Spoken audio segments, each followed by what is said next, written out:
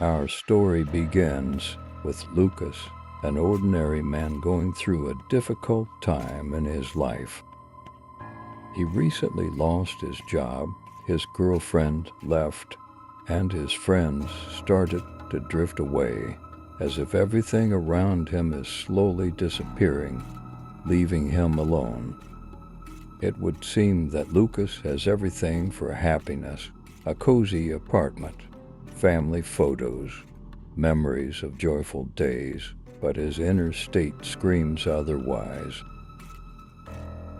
He feels as if a black hole is growing inside him, swallowing up all the bright feelings.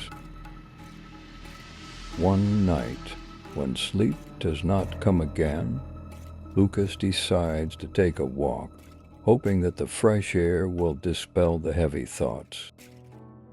He walks through the deserted streets of the city, immersed in his worries, gazing into the rare windows with burning lights.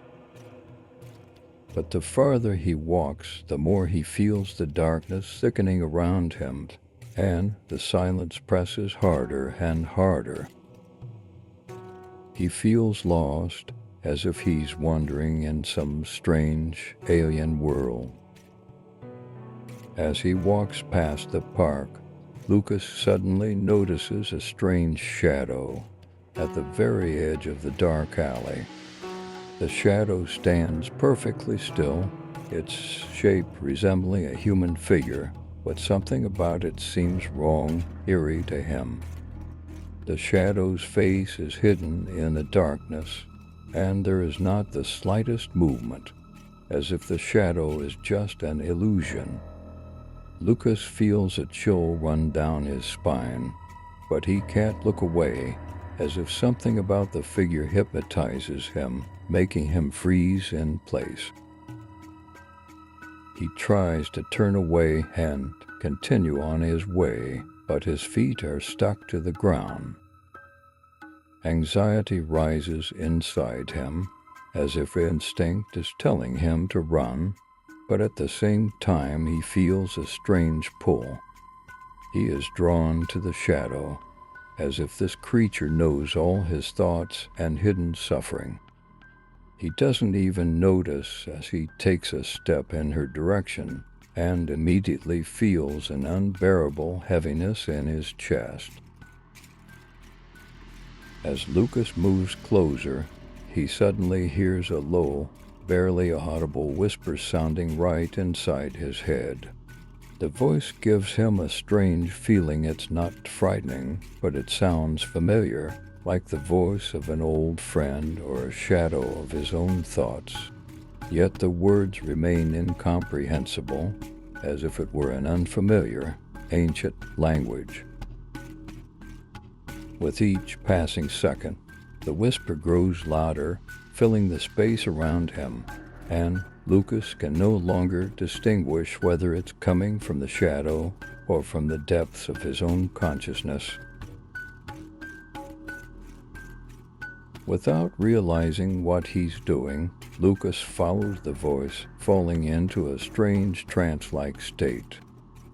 He thinks the shadow is leading him through the park, but he is no longer sure where he is. Suddenly the park disappears, and he finds himself in a deserted alley covered in a thick fog.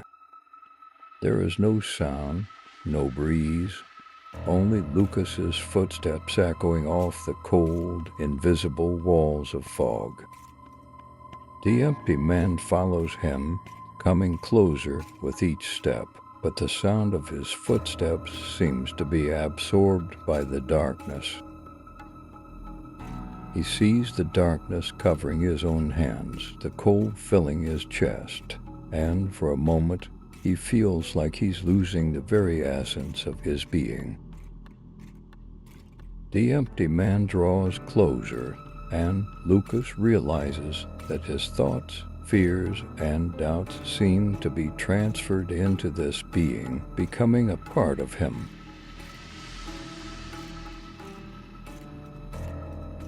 Trying to resist, Lukas remembers all the bright moments of his life. but it only causes him more pain. The empty man takes more and more with each passing moment, turning him into an empty shell.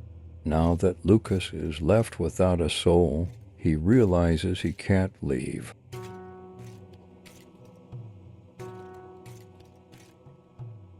His body feels alien, and the empty man's eyes are a mirror of his own fear and despair.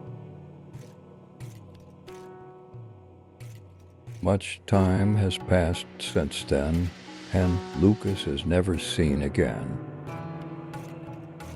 But sometimes, especially on dark nights, people walking through dark alleys can hear a faint whisper calling them into the darkness.